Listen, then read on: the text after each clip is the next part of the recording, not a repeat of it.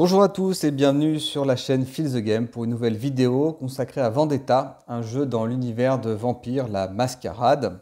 Un jeu, je dirais plutôt un petit jeu qui dure à peu près 1 heure et qui se passe dans l'univers de Vampire.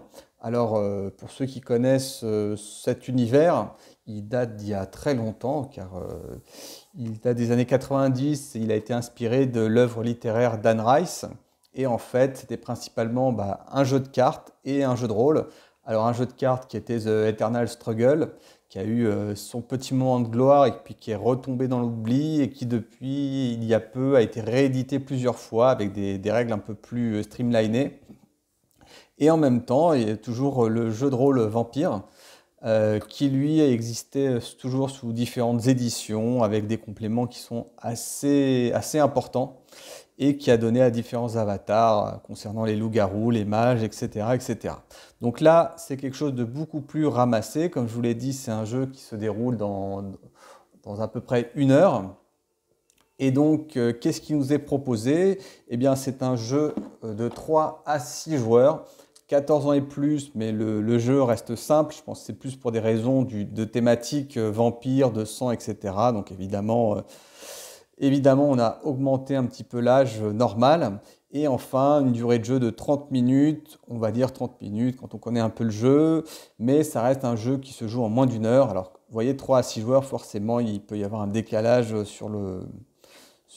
dans cette durée, justement par rapport à ce nombre de joueurs. Et puis aussi, comme c'est un jeu de deck building, voilà, thématiquement, le jeu, c'est un tout petit peu de deck building, mais sauf que le paquet de cartes est déjà réalisé, donc ça va être des choix que vous allez faire pour compléter votre main au fur et à mesure. Un deck building limité parce que vous n'avez que 9 cartes et vous allez en avoir au maximum dans votre main à peu près 5 ou 6, en sachant que vous allez pouvoir en choisir pendant le jeu parmi les 9. Donc vous allez quasiment voir toutes vos cartes et vous allez donc élaborer un petit peu au fur et à mesure du jeu votre carte. Donc du jeu de deck building, mais aussi de majorité et aussi un petit peu de bluff et de guessing, puisque vous allez pouvoir jouer certaines cartes cachées. Alors ça, c'était pour l'introduction. Maintenant, on va pouvoir parler, je dirais, du contenu de la boîte. Alors je le fais souvent, donc on retourne la boîte de jeu pour que vous ayez peut-être un premier visuel. Donc vous voyez un visuel très typé, très caractérisé, noir et violet. C'est ce qu'on va retrouver dans la boîte. Et avec de l'art graphics très ordinateur, mais aussi très gore en fait, d'une certaine manière, mais qui correspondent parfaitement à l'Empire, je dirais au monde de vampires. Vous voyez des gens qui brûlent, du sang, des crocs. On est pas mal dans l'immersion grâce à ça. Après, vous allez reconnaître différents clans. Donc là, le jeu le rappelle, vous allez jouer 7 clans. Donc c'est les 7 clans principaux qu'on retrouve dans le jeu de base de Vampire la Mascarade. C'est-à-dire, je ne vais peut-être pas tous les citer, mais vous retrouvez les bons vieux Brouja, les Trémères, les Malkavians, Toreador, etc., etc. Et vous allez avoir donc des cartes en fonction de votre clan. Donc ça va être un jeu très asymétrique. Alors je vous propose tout de suite de regarder un petit peu le contenu de la boîte. Donc dans le contenu, évidemment, des règles. Alors des règles qui sont de taille pas très longue, mais qu'il faut lire attentivement. Il faut lire attentivement dans le sens où comme c'est du deck building, il va y avoir du timing. Il va falloir quand même bien lire les règles, des petites subtilités de règles qui vont se glisser dans les règles. Donc voilà, une lecture approfondie est quand même bien nécessaire pour bien comprendre le jeu et connaître des petites subtilités dans ce jeu-là. Voilà. Donc sinon il est bien expliqué, il est bien détaillé, mais il faut juste bien le lire. Après, comme tout jeu de deck building et de jeu d'effets de cartes, vous allez vous poser parfois des questions dans les premières parties concernant des timings, des enclenchements et comment interpréter les cartes. Et ça effectivement, ça aurait été bien qu'on ait une petite FAQ à un moment. Alors peut-être qu'il y en a une sur BGG, je crois que ça existe d'ailleurs, donc je fournirai le lien. Et puis, donc voilà, les livres de règles, c'est 20 pages. Là, c'est du lore, voilà. Et un petit récapitulatif de tout ça. Alors, à la place de ça, j'aurais peut-être préféré juste un rappel des phases de jeu. C'est beaucoup plus utile parce que ça, ils auraient pu le mettre au fond. Mais voilà, ils aiment bien se citer et on le verra dans le jeu. Ils ont même des cartes à leur nom. Donc, bon, il y a un petit ego trip à un moment dans ce jeu-là. C'est dommage, mais bon, c'est le jeu qui veut ça.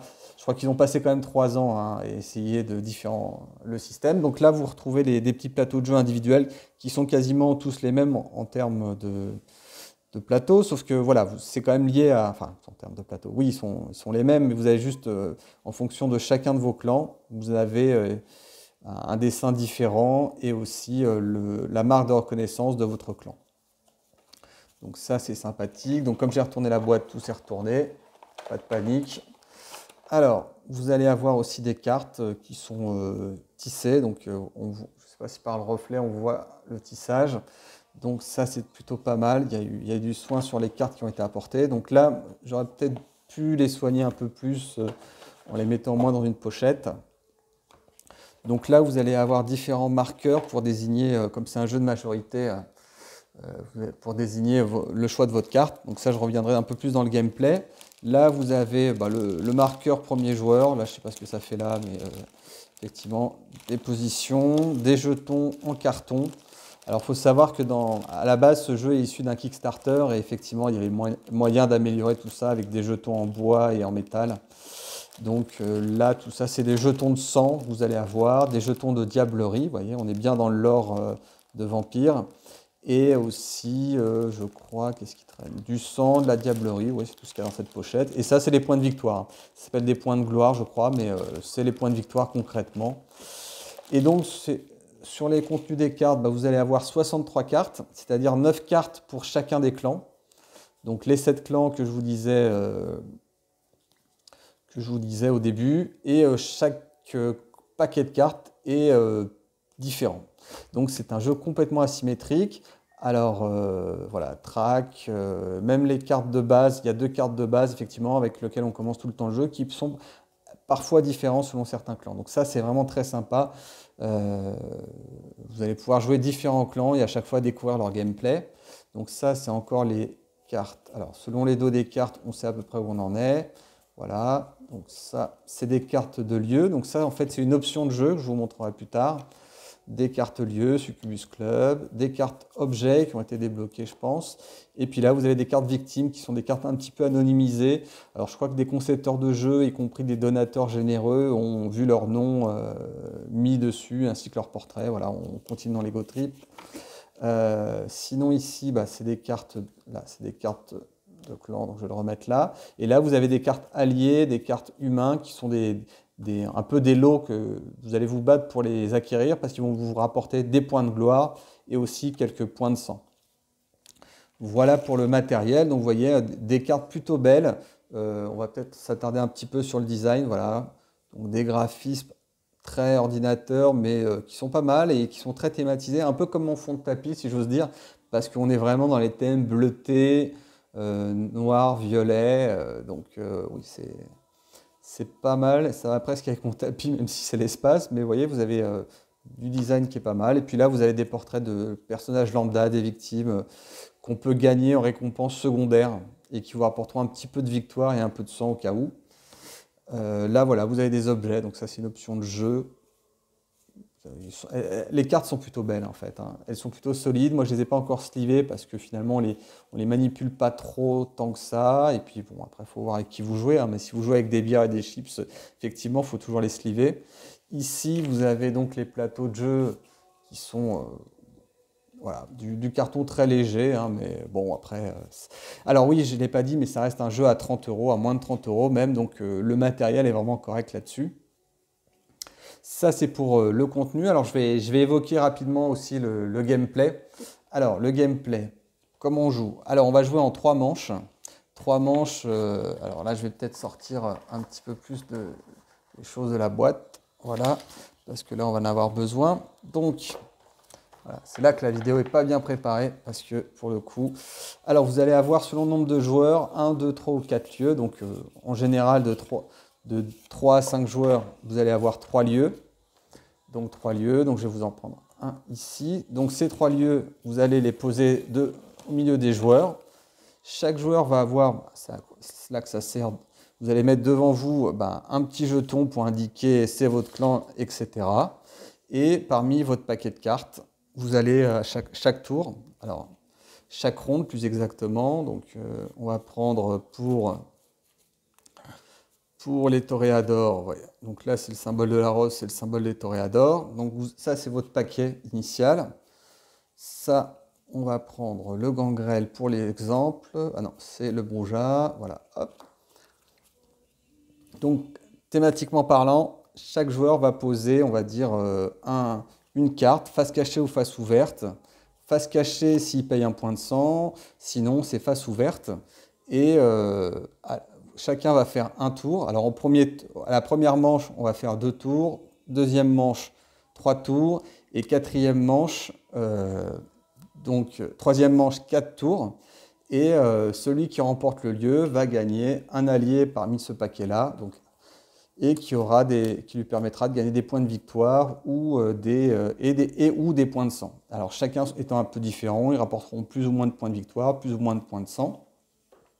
Donc chaque vampire aura lui aussi une réserve de points de sang. Alors vous commencez le jeu avec 6 points de sang, et en fonction des effets que vous allez faire, vous allez en dépenser pour améliorer vos cartes, améliorer votre puissance sur certains lieux, ou poser, comme vous l'avez vu, des cartes face cachée.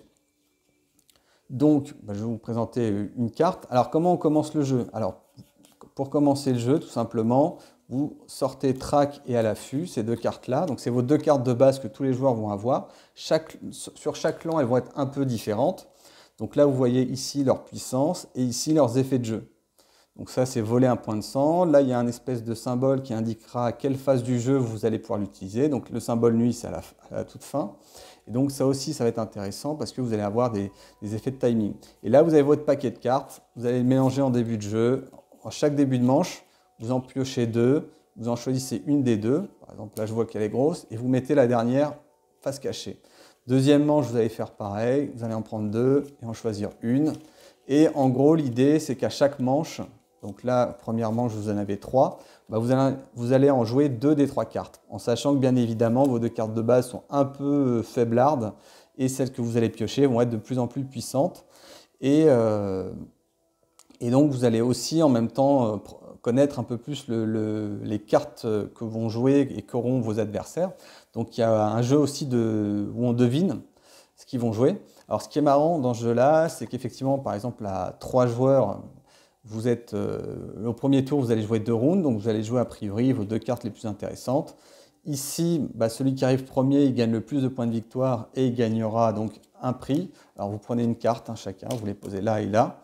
Donc chacun va poser sa carte. Moi je la mets face cachée, donc il ne sait pas ce que c'est. Lui il met face cachée. L'autre il va mettre par exemple face ouverte cette carte-là, donc je sais ce que ça vaut. C'est plus facile à anticiper. Et là je mets ma carte. En même temps on peut rajouter des points de sang jusqu'à 3 pour augmenter sa force. Et donc si vous avez une carte cachée plus des points de sang, vous allez avoir une puissance qui est avec le numéro qui est ici, plus les points de sang, qui va vous permettre de déterminer qui va gagner ce combat. Mais avant tout, on fait les tours, 2 tours, et ensuite, ça c'est un truc que j'aime bien aussi dans ce jeu-là, vous allez dire si vous restez ou si vous partez. Vous voyez, vous avez des jetons comme ça, je reste, rouge, je pars. Si vous partez, vous enfuyez dans le repère du prince, donc le tout dernier lieu, et vous allez renforcer vos cartes. Donc ça veut dire qu'au final, vous pouvez bluffer et en fait, au lieu de vouloir rester ici, vous allez de l'autre côté pour combattre ici, sachant que le dernier lieu rapporte un petit peu plus de points de victoire. Donc, l'intérêt du jeu, c'est d'arriver le premier, mais aussi de récupérer les alliés les plus intéressants, d'essayer de récupérer cette zone-là qui rapporte un peu plus de points de victoire, et d'avoir les meilleurs combos de cartes en sachant que chaque carte a ses propres combos. Donc c'est un peu une des difficultés du jeu, ça va être de bien comprendre les cartes, de bien les placer selon les phases de jeu et de savoir quels sont leurs effets les plus puissants et pour contrer vos adversaires. Donc voilà schématiquement le jeu. Et donc je vais vous donner aussi, alors une chose qui est intéressante dans ce jeu-là aussi, c'est que comme je vous l'avais dit, il y a des options de jeu. Alors les options de jeu, c'est pour vous les tirer au hasard et vous allez rajouter des effets sur certains lieux. Donc voilà, je dirais que c'est un peu gadget, mais c'est sympa de l'avoir parce que ça va mettre un peu de rejouabilité. Pareil, vous avez un autre paquet de cartes, donc on avait vu précédemment, qui s'appelle les reliques, où chaque joueur va pouvoir prendre une de ces cartes-là et il aura un effet supplémentaire sympathique pour la fin de jeu. Donc évidemment, celui qui est toujours en dernier choisira en premier, etc. Donc ça, c'est des petites options de jeu, vous voyez, c'est pas très gros, mais ça rajoute de la rejouabilité. Autre chose d'intéressant, c'est aussi le fait de pouvoir jouer en équipe. Alors, il faut être 4 ou 6 joueurs. Et si vous êtes 4, vous faites un 2 contre 2. Si vous êtes 6, vous faites 3 équipes de 2. Et ce qui est intéressant, c'est que finalement, vous allez vous affronter en équipe, donc par définition. Mais voilà, le jeu va peut-être pouvoir, vous allez pouvoir faire des trucs un peu plus sympas en équipe. Donc s'il y en a qui connaissent mieux le jeu que d'autres, etc., ça peut être intéressant. Voilà. Donc c'est des petites options de jeu, je trouvais, pour un petit jeu, parce que ça reste un petit jeu en termes de taille, en termes de prix, en termes de complexité et de durée. Donc c'est un moyen, un petit jeu plus, hein, j'ai envie de dire quand même, mais voilà. Alors, je vais vous donner aussi mon avis sur ce jeu-là. Alors, c'est un jeu pour lequel j'ai joué plusieurs parties à 3. J'ai principalement joué à 3 et j'ai joué une fois ou deux fois à 6 joueurs. Donc à 6 joueurs, alors en plus, c'était pas très bien écrit dans les règles, mais à 6 joueurs, je pense qu'on ne peut y jouer que par équipe. Mais bon, on y a pu y jouer quand même en individuel et ça ne changeait pas trop le jeu. Mais voilà, je pense que c'est un bon jeu, hein. Moi j'ai bien apprécié ce jeu-là. En plus, ça permet de compléter un petit peu ma gamme de petits jeux qui n'est pas très développée. C'est pas mes jeux préférés, mais il en faut des jeux qui durent peu de temps. Donc moi j'ai bien aimé le jeu, j'ai bien aimé le côté déjà ambiance vampire qu'on retrouve bien, on retrouve les clans, on retrouve des pouvoirs très différenciés qui correspondent bien à certains clans. Donc ça c'est quand même assez agréable. Et en plus l'avantage de ce jeu-là c'est qu'à chaque fois vous allez découvrir un petit peu un clan. Donc la première partie sera toujours un petit peu différente. Nous comme on a pas mal joué à 3, on a découvert au fur et à mesure les capacités de certains clans. Évidemment, on a eu l'impression que certains clans étaient plus ou moins puissants, donc certains avaient l'air très très forts. Est-ce que c'est vrai, est-ce que c'est faux? J'y ai pas joué assez, mais j'imagine que les game designers l'ont pas mal testé. Donc en général, ça veut dire souvent qu'il y a des clans qui sont plus faciles à jouer pour des débutants pour gagner la partie. Et donc voilà, il y en a qui étaient très très forts. Au fur et à mesure qu'on joue, en plus, on découvre un peu plus de combos, de petites techniques, de petites tactiques qui vont vraiment rendre le jeu de plus en plus agréable. Après, le risque de ce jeu, c'est comme vous avez que des paquets de 9 cartes, effectivement, à un moment, il y a certains joueurs qui vont peut-être jouer comme au tarot, c'est-à-dire bien connaître chacune de vos cartes et à partir de là, deviner plus ou moins les cartes que vous pouvez jouer ou que vous allez jouer. Donc ça, c'est vrai que c'est un peu déceptif, mais vous pouvez faire de bonnes surprises. Là où c'était le plus sympa à jouer, je pense que c'était à 3 ou 4 joueurs. 6 joueurs, je pense que comme c'était des premières parties pour les 5 autres joueurs, c'était un peu confus, on ne contrôle plus très bien le jeu, chacun joue de son côté et puis on voit ce qui se passe. Donc c'est un peu plus difficile de prévoir le jeu. À 3, ça reste encore très tactique, donc vous pouvez vraiment anticiper et c'est ça qui est très sympathique. À 6, malheureusement, je pense qu'il faut plutôt voir le jeu par équipe que je n'ai pas encore expérimenté mais qui a l'air intéressant. Et puis de toute façon, c'est un jeu, les petits jeux comme ça, c'est des jeux que vous allez jouer avant ou après un gros jeu éventuellement, ou faire deux, trois petits jeux, c'est pas des jeux que vous allez forcément rejouer 5 ou 10 fois d'affilée. Donc voilà, l'idée c'est justement que vous ne connaissiez pas non plus trop les clans, vous connaissiez un peu le système de jeu et que là vous allez pouvoir vous amuser parce que vous allez être un peu surpris par le jeu. Donc voilà, une très bonne surprise que ce jeu-là, pas forcément très connu. Pour l'instant, il n'y a pas, je dirais, d'extensions qui sont prévues, en sachant que effectivement dans le lore Vampire, il y a quand même énormément de clans. Peut-être une ou deux cartes supplémentaires pour essayer de remettre un peu plus de rejouabilité, mais ça exigerait évidemment pas mal de tests. Donc c'est malheureusement pas dans les tuyaux. Mais bon, en soi, ça reste un bon petit jeu, à un prix pas très élevé. Et en plus, voilà, il est plutôt beau, il est plutôt bien mis dans le design.